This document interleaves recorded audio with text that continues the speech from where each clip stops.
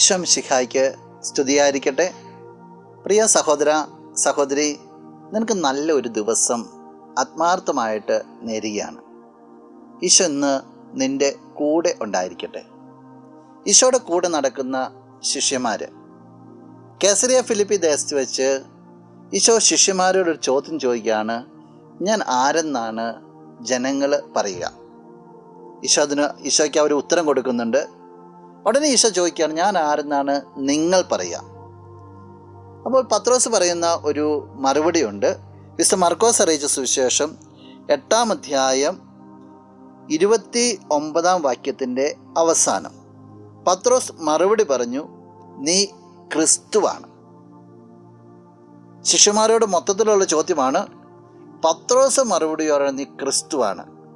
മൊത്തത്തിൽ വന്ന ഒരു ചോദ്യത്തിന് മറുപടി കൊടുക്കുക പത്രോസാണ്. അത് കൊടുത്തത് വളരെ വ്യക്തമായിട്ട് കൊടുത്തു. മറ്റ് സുവിശേഷങ്ങളിലേക്കൊക്കെ പോകുമ്പോൾ പറയുന്നുണ്ട്, ദൈവപിതാവാണ് ഇതെല്ലാം വെളിപ്പെടുത്തി കൊടുത്തതെന്നൊക്കെ പറയുന്നുണ്ട്. ഒരേപോലെ കൂട്ടത്തിലായിരുന്നിട്ടും ഒരു വ്യക്തിയിലേക്കാണ് അതിൻ്റെ പ്രകാശം ആഴത്തിൽ പതിച്ചത്. അത് സുവിശേഷത്തിൽ കാണുക, അത് ദൈവത്തിൻ്റെ വെളിപ്പെടുത്തലാണെന്ന്. ഒരേപോലെ നമ്മൾ കൂട്ടായ്മയിലൊക്കെ ആയിരിക്കുമ്പോഴും എല്ലാ കാര്യങ്ങളെത്തും ദൈവമാ തീരുമാനിക്കുക ആരിലേക്ക് ഏത് കൃപയൊക്കെ ഒഴുകണം എന്നുള്ളത്. ഒഴുകപ്പെടുന്ന കൃപയുടെ എല്ലാം ആന്തരിക ലക്ഷ്യം എന്ന് പറയുന്നത് ക്രിസ്തുവിനെ പ്രഖ്യാപിക്കുക എന്നുള്ള ജീവിതത്തിൽ.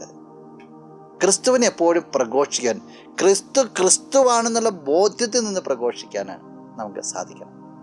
അത് നിനക്ക് സാധിക്കട്ടെ. നമുക്ക് പ്രാർത്ഥിക്കാം. കണ്ണുകൾ അടച്ചെന്ന് കരങ്ങൾ കൂപ്പാം.